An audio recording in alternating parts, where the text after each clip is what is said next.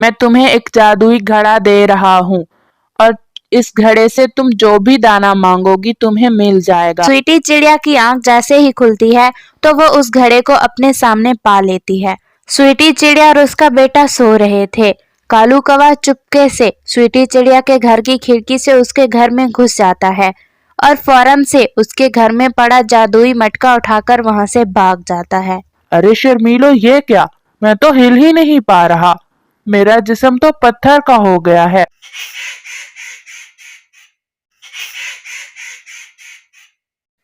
पिंकू बेटा, तुम ये दाना खा लो, मुझे तो भूख नहीं है और मैं जा रही हूँ दाना ढूंढने। अगर कहीं से कोई दाना मिलेगा तो मैं खा लूंगी। अरे मम्मा, आप इस वक्त कहाँ जाएंगी दाना ढूंढने? अब तो बहुत रात हो चुकी है ना। आप प्लीज ये दाना खा लीजिए, मुझे भूख नहीं है। मैंने दिन में नदी से बहुत सा दाना खा लिया था और पानी भी पी लिया था। अरे पिंकू बेटा, ये क्या कह रहे हो? नदी पर दाना? कहाँ से आया वहां पर दाना? अगर इतना ही नदी पर दाना होता तो जंगल के तमाम पक्षी किस लिए परेशान होते बेटा? स्वीटी चिड़िया बहुत अच्छे से समझ चुकी थी कि उसका छोटा सा बेटा पिंकू उससे झूठ बोल रहा है ताकि वो दाना उसकी मम्मा खा ले। ऐसे वो दोनों एक दूसरे से झूठ बोल रहे थे ताकि वो मम्मा चाहती थी कि दाना उसका बेटा खा ले और बेटा चाहता था कि दाना मम्मा खा ले। वो ऐसे ही बातें कर रहे थे कि उनके दरवाजे पर जोर जोर से दस्तक होती है। अरे मम्मा, इतनी रात को कौन आ गया हमारे घर पर? पता नहीं बेटा, मैं देखती हूँ, शायद कोई मुसाफिर हो। और फिर स्वीटी चिड़िया दरवाजा खोल देती है। प्यारे दोस्तों, क्या आपने मुझे सब्सक्राइब कर लिया है? और घंटी के आइकन को दबाना बिल्कुल मत भूलिएगा। बेटी, मैं मुसाफिर हूँ। मैं बहुत दूर से आया हूँ बेटी। मैं भूखा हूँ। मैंने इस जंगल में बहुत से पक्षियों से कहा कि मेरी मदद कर दो, लेकिन बेटी किसी ने मेरी मदद नहीं की। तुम प्लीज मेरी मदद कर दो। स्वीटी चिड़िया बहुत परेशान हो जाती है क्योंकि उसके पास तो सिर्फ एक ही दाना था जो वो अपने बेटे को खिलाना चाहती थी।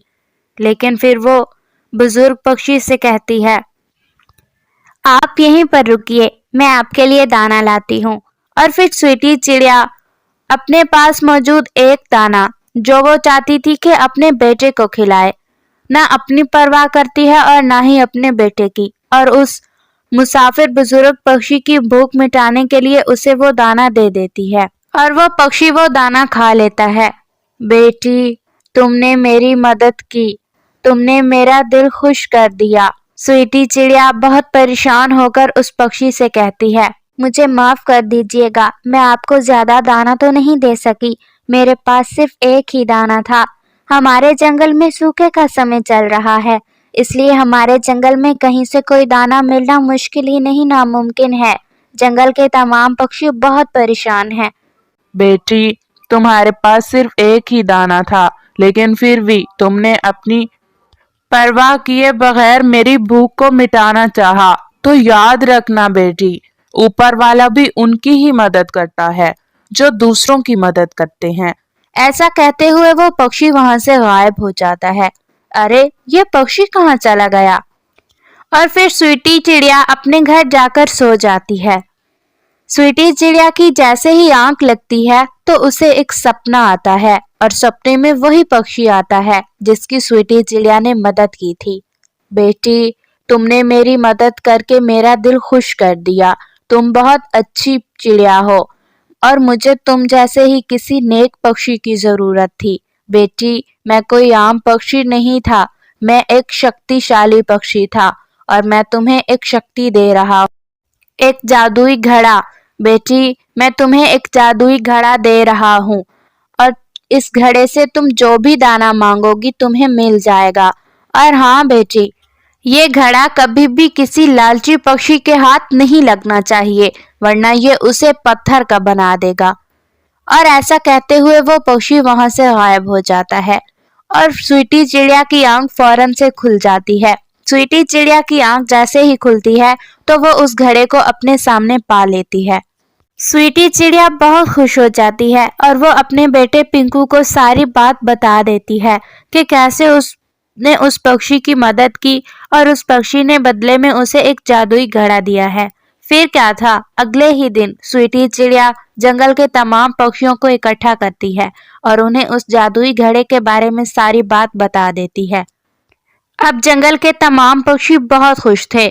उन्हें जब भी भूख लगती या किसी भी दाने के खाने की ख्वाहिश होती तो वो फौरन से स्वीटी चिड़िया के पास आते, उससे कहलवाकर अपना मनपसंद दाना और फ्रूट पा लेते। चलते चलते ये खबर उन कौवों तक भी पहुंच ही जाती है, जो बहुत ज्यादा लड़ाके, फसादी और चोर थे। जंगल का हर पक्षी ही उनसे तंग था। शर्मीलो, क्या तुम्हें पता चला है कि जंगल में मौजूद स्वीटी चिड़िया के पास एक जादुई घड़ा है? हाँ हाँ कालू, सुना तो है, लेकिन हमारी जिंदगी में कहाँ है खुशियाँ? जो भी खुशी हो उस स्वीटी चिड़िया को ही मिलती है।